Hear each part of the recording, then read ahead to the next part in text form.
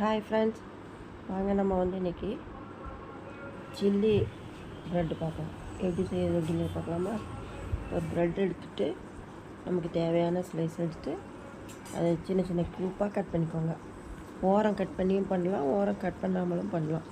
ஆனால் ஓரமெலாம் கட் பண்ணாமல் தான் ப்ரெட் எடுத்து கட் பண்ணி வச்சுருக்கேன். இப்போ கொஞ்சம் வெண்ணெய் போட்டுக்கோங்க. வெண்ணெய் போட்டு செய்கிறப்ப ரொம்ப நல்லாயிருக்கும். கொஞ்சம் ஆனியன், ஒரு 2 ஸ்பூன் அளவுக்கு ஆனியன் கட் பண்ணி போட்டு அந்த வெண்ணெயில் வதக்கிக்கலாம். இதுலேயே இது ஸ்ப்ரிங் ஆனியனோட வெள்ளையாக இருக்கிறது போட்டிருக்கேன். அது கூட கொஞ்சம் இஞ்சி பூண்டு பேஸ்ட்டு சும்மா ஒரு 1/2 ஸ்பூன் கூட போட்டுக்கலாம். நம்ம எத்தனை ஸ்லைஸ் எடுக்கிறோமோ அதுக்கு தகுந்த மாதிரி போட்டுக்கோங்க. இப்போ நான் 5 ஸ்லைஸ் எடுத்திருக்கேன். 5 கொஞ்சம் கொத்தமல்லி,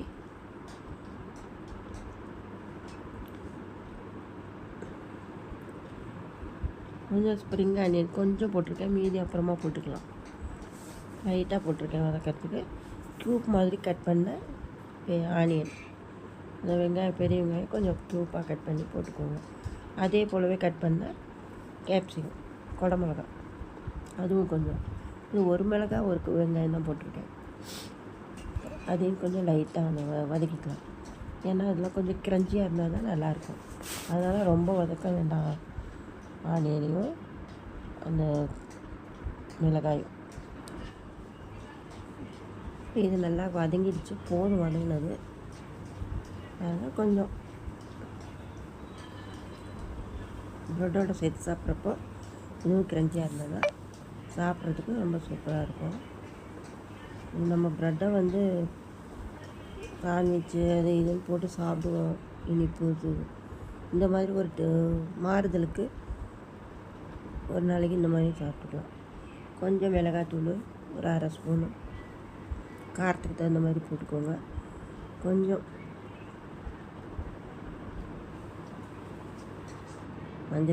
மஞ்சத்தூள் 1 ஸ்பூனு, சோயா சாஸு. அப்படியே என்னோடய சேனலை சப்ஸ்கிரைப் பண்ண வந்தால் சப்ஸ்கிரைப் பண்ணிக்கோங்க. அப்படியே பெல் ஐக்கானையும் கிளிக் பண்ணிக்கோங்க. அந்த லைக்கை மறக்காமல் அந்த லைக் பட்டனை தட்டிடுங்க. தேங்க்யூ.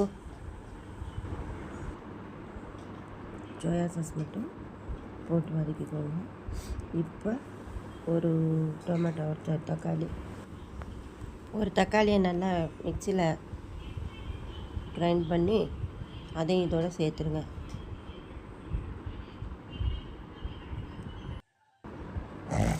அது கூட கொஞ்சம் உப்பு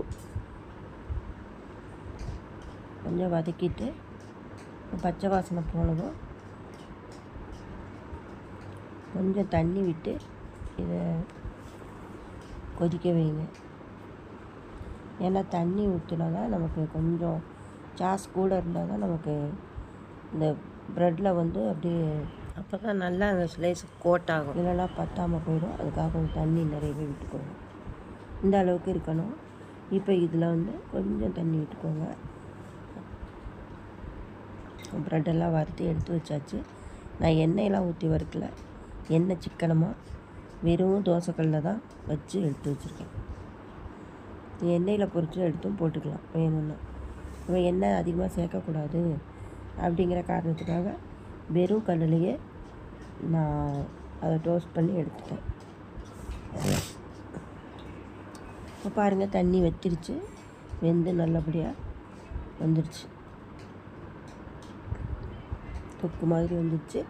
இப்போ இதில் நம்ம அந்த ப்ரெட்டை சேர்த்துடலாம். டோஸ்ட் பண்ணி வச்சுருக்க ப்ரெட்டை இதில் சேர்த்துடலாம்.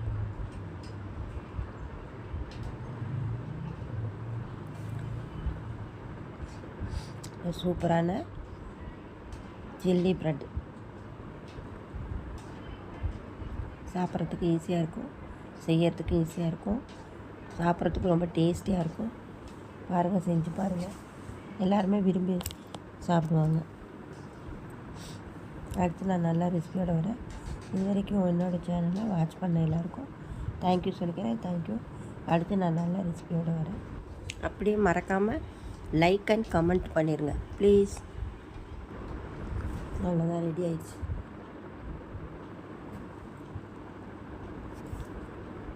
தேங்க்யூ. கொஞ்சம் ஸ்ப்ரிங் ஆனியன் அதை போட்டு நம்ம கிளறி விட்டு எடுத்துருங்க. இப்போ பரிமாற வேண்டியது தான். சூப்பராகிடுச்சு பாருங்கள்.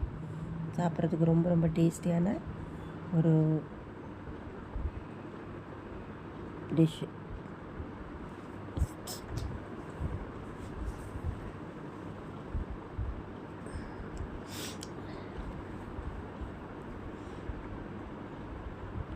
தேங்க்யூ, பாய்.